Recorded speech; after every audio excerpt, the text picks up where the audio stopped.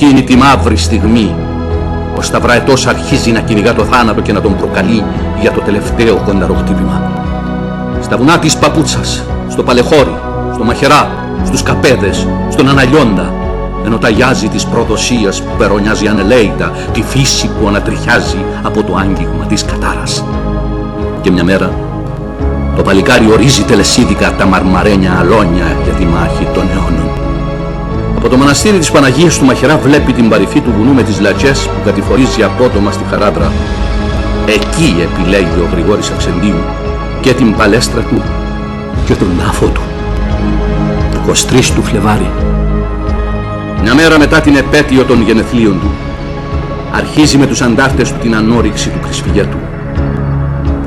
28 του Φλεβάρι η ομάδα καταφεύγει στη μοιραία έπαλξη της ιστορίας. Οι Εγγλέζοι πατούν τον Μαχαιρά. Ο στρατός ερευνά τα δάση. Ελικόπτερα εμφανίζονται στον ορίζοντα και το άτιμο χέρι της προδοσίας τους δείχνει το Κρυσφύγετο. Κυριακή, 3 Μαρτίου 1957, 6 η ώρα το πρωί. Ο ουρανός σκουντρωμένος, μαύρα σύννεφα σέρνονται στα κορφοβούνια. Ο εφιάλτης φωνάσει: «Αυξεντίου! Παραδώσου!» Η ψυχή του Αρχαγγέλου παίρνει φωτιά. Αόρατα άγια, τραγικά, ηρωικά πνεύματα προαιώνια πετούν στη σπηλιά. Δίνουν στην καρδιά φτερά, η καρδιά γίνεται αετός.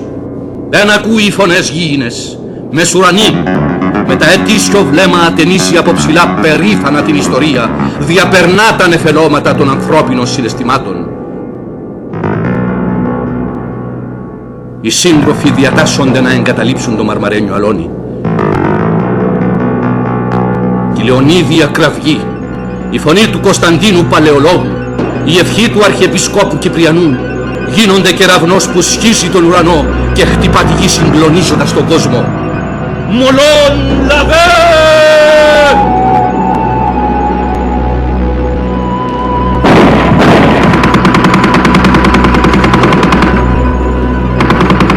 Και το κροτάλισμα του πολυβόλου συνθέτει το τραγούδι της Λευτεριάς.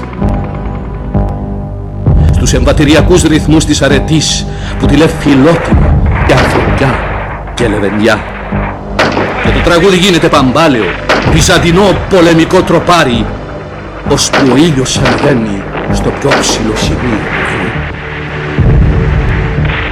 Σε κάποια σκηνή του δράματος της Αθανασίας, ο μονομάχος των αιώνων έχει πλάι του το ματρόζο και πολεμούν αντάμα, ώσπου το ελικόπτερο λούζει με βενζίνη τον προμαχώνα και όλα πια γίνονται παρανάλωμα του πυρός.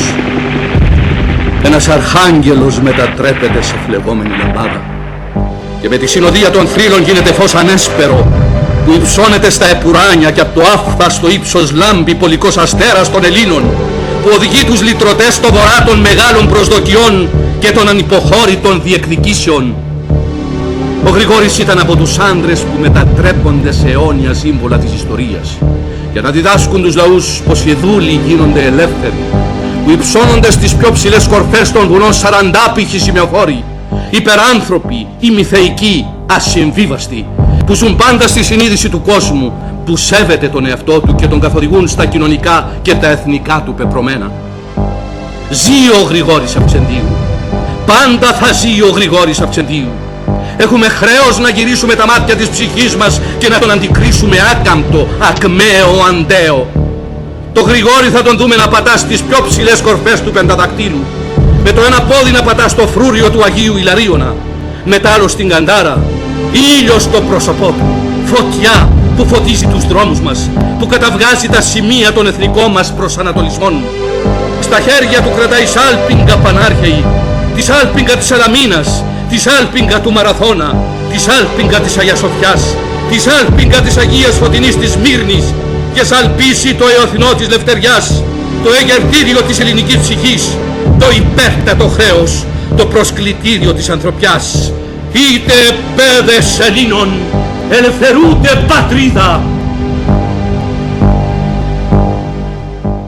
Ο Γρηγόρης ζει. Θα τον δούμε πάνω από το κάστρο της Κερίνιας, πάνω από τον πύργο του Οθέλου της Αμοχώστου. Θα τον δούμε όρθιο να μεσουρανεί πάνω από την καταχνιά της δουλείας που σκεπάζει την πόλη του Ευαγόρα. Να κρατάει με τον χέρι το ταυλό με την Άγια Φλόγα της Λύτρωσης και με τ' άλλο χέρι τη γαλανόλευκη. Θα τον δούμε να προχωρεί με βήματα σταθερά, να τεντώνει την Ιερή Σημαία και να δείχνει κατά την Ανατολή. Στον Αρχάγγελο της Γιαλούσας, στον Άγιο Θέρισο της Αγίας Καρπασίας, στον Απόστολο Ανδρέα. Και θα τον ακούσουμε τη λεβόα των αιώνων να κραυγάζει: «Εμπρός, αδέρφια!